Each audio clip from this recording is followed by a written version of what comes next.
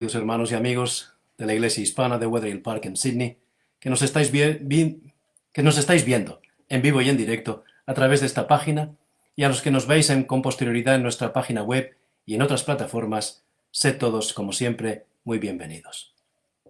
Un día alrededor de 1870, el gerente de una gran compañía ferroviaria en el este de Estados Unidos se sorprendió cuando su secretario anunció que le buscaba el dueño de una compañía de la competencia. El visitante entró y, sin perder tiempo en formalidades, propuso un plan a través del cual las dos empresas podrían engañar a otra competidora y probablemente mandarla a la quiebra. El negocio, obviamente, resultaría en ganancias millonarias para ambas empresas conspiradoras. El gerente inmediatamente se hizo hacia atrás en su silla y dijo: «No acostumbramos a trabajar de esa manera. Además, estoy seguro que el señor Vanderbilt, el dueño, no estaría de acuerdo». «Pero no tendríamos que molestar al viejecito con esto», dijo el otro. «Y no sé si se lo dije, pero tenemos un giro bancario a nombre de usted, por valor de $10,000, si es que no tiene inconveniente en aceptarlo». «No», replicó el administrador con firmeza, «no vamos a participar en ese plan». A lo que el visitante contestó: «Qué lástima. Ah, pero dije 10,000. Disculpe, creo que me equivoqué. En realidad el giro es de $20,000». Al oír esto, el administrador cruzó los brazos y dirigió una mirada de indignación al visitante, quien, interpretando de forma equivocada la pose y el silencio, dijo rápidamente: «Pero bien, creo que a lo mejor podríamos hallar la manera de convertirlo en $30,000». Con esto, el gerente saltó de su silla y gritó: «¡Lárguese! ¡Váyase de aquí! No quiero volver a verle más en mi oficina». Cuando el visitante se había retirado, el secretario, que había escuchado toda la conversación desde la otra habitación, entró y encontró al jefe sentado en su escritorio, pasándose un pañuelo por la frente. «Señor», empezó a decir, «no tengo palabras para expresar mi más profunda admiración». «No, no digas nada», replicó el administrador alzando su mano. «Tuve que despacharlo rápidamente, porque la verdad es que se estaba acercando mucho a mi precio». ¿Qué pensáis de esta historia? ¿Será cierto que todo el mundo tiene su precio? Bueno, dejemos hablado de eso de todo el mundo. ¿Y tú qué piensas? ¿Tú también tienes tu precio? Si aplicamos el asunto al ámbito personal, ¿cuánto vale tu integridad? ¿Te venderías al mejor postor o no te venderías nunca? En derecho se afirma que las cosas tienen precio, las personas dignidad. Pero seamos realistas, algunas personas estarían dispuestas a vender su dignidad por mucho menos que esos $30,000 del año 1870, unos $550,000 de hoy, ¿verdad? Hablando de dignidad, de honestidad o de integridad. En El enemigo del que hablábamos la semana pasada, no pudimos encontrar nada de dignidad, sus preguntas no destilaban honestidad, y hacía tiempo que había perdido su integridad, dadas las 3 mentiras de siempre que se atrevió a preguntar a Jesús 2 veces y que todavía nos presenta hoy a nosotros. Por el contrario, dentro de las recomendaciones que el capítulo 20 del libro de Éxodo nos presenta para no ser esclavos de nuestras propias decisiones, nos encontramos con 2 palabras clave para la reflexión de hoy. No mentirás, en otras palabras, no hablarás contra tu prójimo, falso testimonio, para no volver a ser esclavo de ti mismo. ¿Qué pensáis acerca de esta recomendación que el texto bíblico nos ofrece para no ser esclavo de nosotros mismos y de nuestras decisiones? ¿Qué pensáis acerca de mentir? ¿Tenéis algún problema con ello? Si no lo tenéis, entonces, ¿qué os gusta más? ¿Engañar o ser engañados? ¿Cuántos habéis mentido esta semana pasada? ¿No os sentís especialmente frustrados cuando veis claramente que una persona está tratando de engañaros o está mintiendo descaradamente para no reconocer sus propios errores?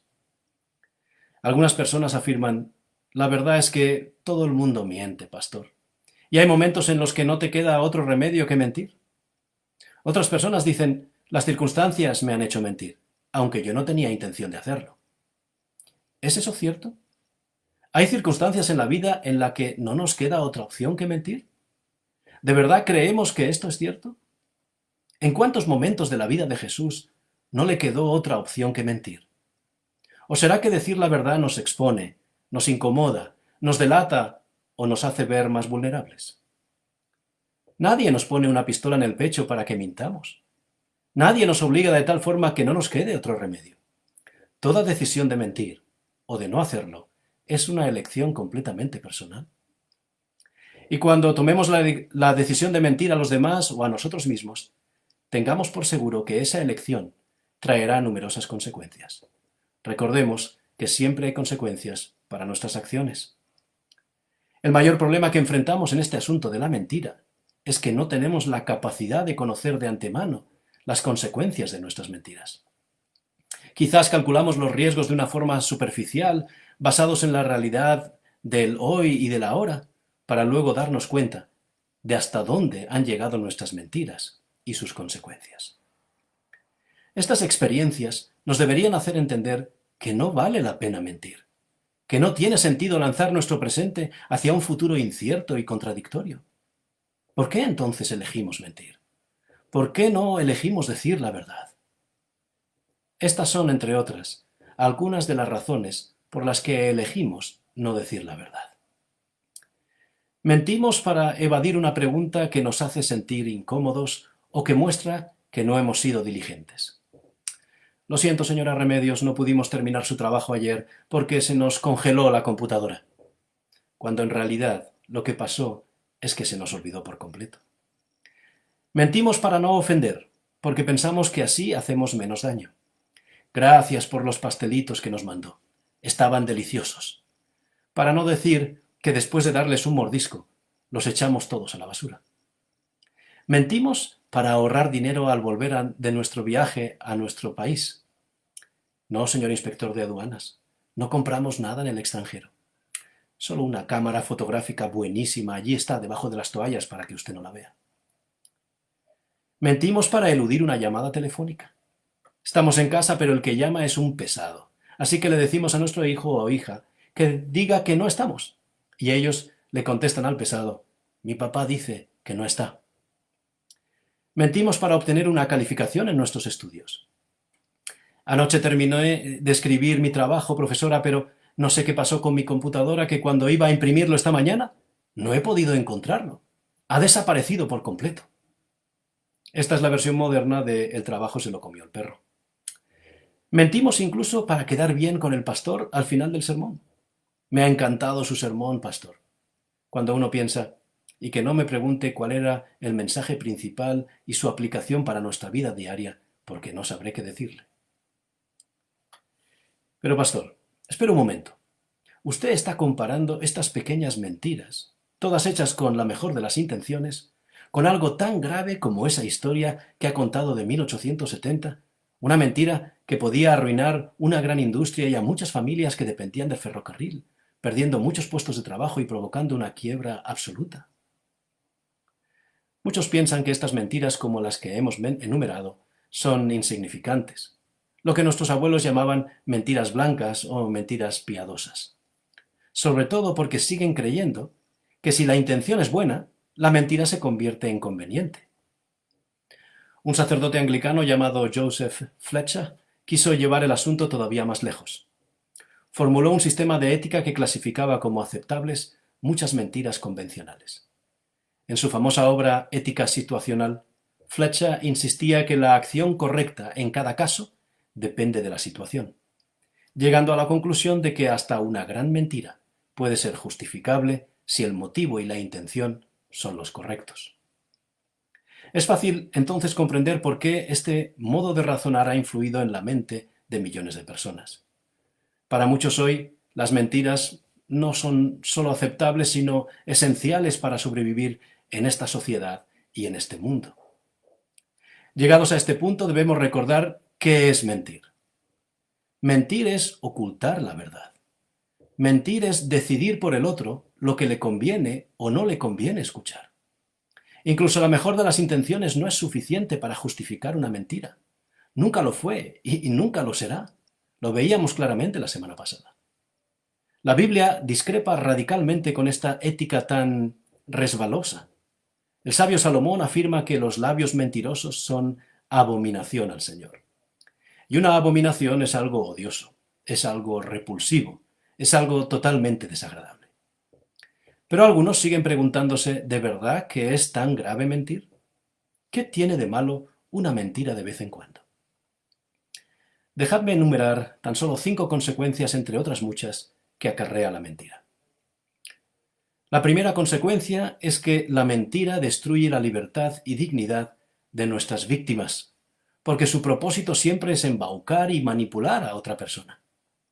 Cuando mentimos a alguien, le estamos privando del derecho a elegir racionalmente, de tomar una decisión o de formar una opinión basada en información veraz.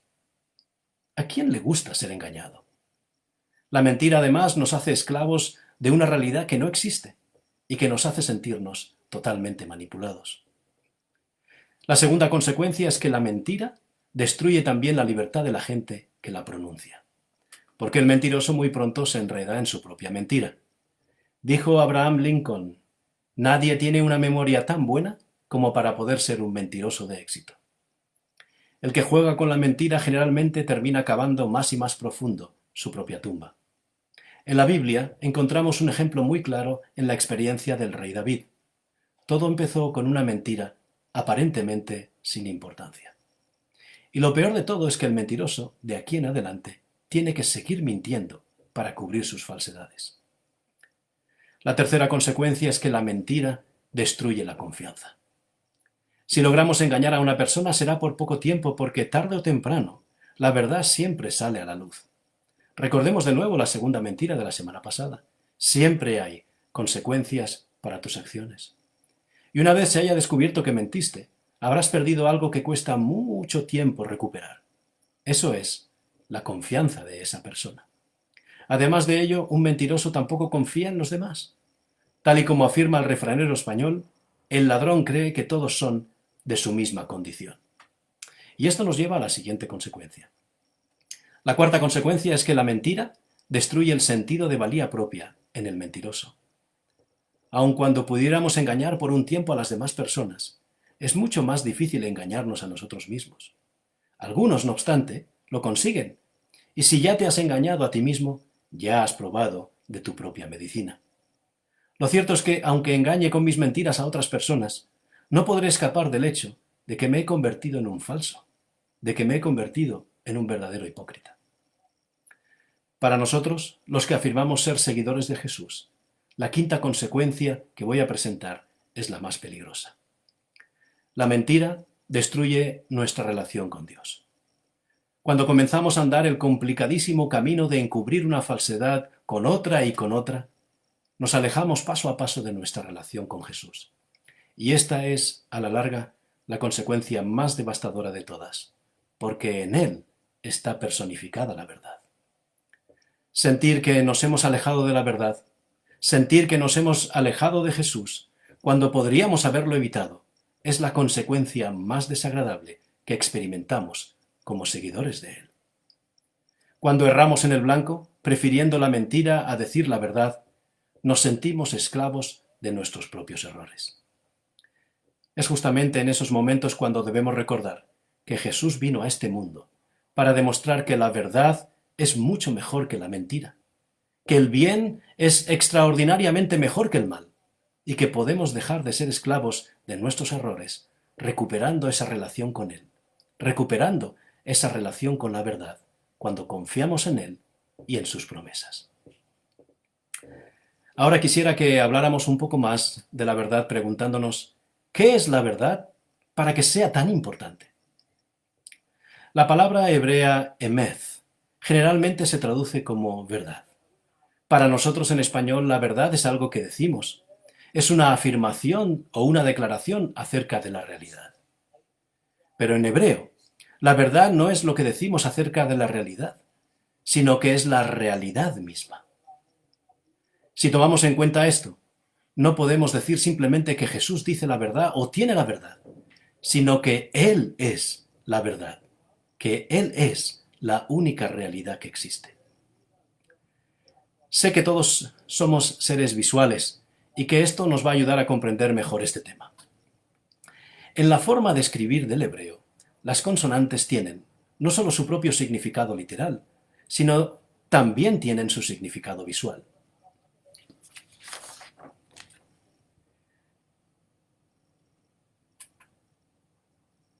Emeth. Esta palabra hemos dicho que significa verdad, pero curiosamente esta palabra comprende el resumen de todo el abecedario hebreo, porque está compuesta por la letra del inicio, la de la mitad y la del final. Es como si en español, en vez de llamarle verdad, le llamáramos AMZ. Así, por poner un ejemplo en una frase, podríamos decir, esta es mi verdad, diríamos, esta es mi AMZ. Si además observamos la palabra emeth fuera de toda consideración semántica, la primera letra, Aleph, nos hablaría del comienzo. El hebreo se lee de derecha a izquierda. La última letra, la Taf, nos hablaría de conceptos de consumación de todas las cosas. Y la letra central, la Mem, que es la inicial de Jesús, actúa de manera de puente entre el instante de la creación y la plenitud de todas las cosas. Por eso dice Jesús en Apocalipsis 22:13, yo soy el alfa y la omega, el principio y el fin, el primero y el postrero. Consideremos ahora, fuera de su significado, la forma de las letras. Hemos dicho que la palabra verdad es en hebreo emeth, que se compone de la Aleph, la Mem y la Taf. Tal y como podéis ver, la forma de estas letras descansa sobre bases firmes y sólidas, como sería en español la A, la M o la Z. Por el contrario, a diferencia de la palabra verdad, la palabra mentira es sheker, también compuesta de 3 letras, pero estas letras en hebreo no tienen una base equilibrada. Como podéis ver, no hay una base equilibrada en estas letras. Podríamos llegar a la conclusión, por tanto, que incluso en la forma de las dos palabras hay una diferencia importante. La verdad puede estar de pie, pero la mentira no puede sostenerse. Jesús dijo acerca de su enemigo, aquel que trató de engañarle con las 3 mentiras de siempre, que no se ha mantenido en la verdad porque no hay verdad en él. Cuando habla mentira, habla de su propia naturaleza, porque es mentiroso y el padre de la mentira. Así como el mal es la ausencia absoluta del bien, la mentira y la falsedad son la ausencia absoluta de la verdad, son lo opuesto a ella. La misión de Jesús desde el principio fue decir la verdad acerca de Dios, fue hablar la verdad, solo la verdad y nada más que la verdad. Y por si ello no fuera suficiente, su misión fue personificar la verdad. Recordad lo que decíamos la semana pasada, Jesús dijo de sí mismo, yo soy el camino, la verdad y la vida. Al final de la reflexión nos preguntábamos qué podíamos hacer para evitar a ese enemigo, ese falso amigo que trata de convencernos de que nos irá mejor en la vida alejándonos de la verdad. También nos preguntábamos qué necesitamos para vencerle. La respuesta es sencilla. Lo que podemos hacer, no solo para evitar a ese enemigo, sino para vencerle, es amar la verdad. El secreto para evitar la mentira es amar la verdad y amarla de una forma activa. Amar activamente la verdad significa buscarla, significa darle la importancia que merece, significa tomarnos el tiempo y el esfuerzo necesario para vivir de acuerdo a ella. Nos cuenta la Biblia en el Evangelio de Juan que cuando Jesús fue llevado a la presencia de Poncio Pilato, éste le preguntó, luego, ¿eres tú rey? Respondió Jesús, tú dices que yo soy rey. Yo para esto he nacido y para esto he venido al mundo, para dar testimonio de la verdad. Todo aquel que es de la verdad, oye mi voz. Le preguntó entonces Pilato, ¿qué es la verdad? Pero Pilato no esperó la respuesta de Jesús. Pilato simplemente salió de forma apresurada a los judíos y les dijo, yo no hallo en él ningún delito. Porque si Jesús hubiera dicho que era el rey de los judíos, título que nunca aceptó, entonces Pilato le hubiera podido acusar de traición a Roma, pero no lo pudo hacer. Pilato no esperó a que Jesús le respondiera, o probablemente Pilato ya sabía la respuesta. Jesús era la verdad. Así de simple, así de sencillo. Todavía hoy nos encontramos con personas que cuando les decimos que como seguidores de Jesús nos es necesario dar testimonio de la verdad, siguen preguntándonos ¿qué es la verdad? Pero como Pilato, no esperan la respuesta o no quieren conocerla, pero la respuesta está siempre a su disposición. Podemos conocer cada día más sobre Jesús, podemos conocer cada día más sobre la verdad, por medio del estudio sistemático del texto bíblico. Es más, Jesús mismo, dirigiéndose a aquellos que creían que por cumplir lo que estaba escrito en la Biblia alcanzaban la vida eterna, les dijo lo siguiente: escudriñad las Escrituras, porque a vosotros os parece que en ellas tenéis la vida eterna, pero ellas son las que dan testimonio de mí. No falso testimonio, sino testimonio de la verdad. Jesús es la personificación de la verdad, y toda su vida fue una revelación constante de la verdad. Amar la verdad lo es todo. Si amamos la verdad, ella transformará nuestra vida. La Biblia nos aclara que no es realmente verdad para nosotros si no nos afecta en la manera en que vivimos y lo que hacemos. Además, la verdad hallará expresión a través de nuestra fidelidad, nuestra dignidad o nuestra integridad en situaciones de angustia, dolor o frustración. Y así es como, tal y como se afirma en Juan 8:32, la verdad nos hará libres. Si amamos la verdad, no la podremos callar. Una vez que hayamos visto la belleza de la verdad y experimentado su poder, sentiremos el deseo de compartirla con otros. Jesús dijo que esta era la misión de su vida. Vino para testificar acerca de la verdad. Y cuando Él se fue, nos comisionó para llevar adelante esta misma obra. No para dar falso testimonio, sino para dar testimonio de la verdad. Los primeros cristianos comprendieron perfectamente el significado de todo esto. Para ellos, el hecho de no levantar falso testimonio significó llevar al mundo un testimonio valiente acerca de la verdad, y de esta manera se convirtieron en seguidores de Jesús. ¿Queremos amar la verdad y ser seguidores de Jesús? ¿O mentir y seguir siendo esclavos de nuestras propias mentiras?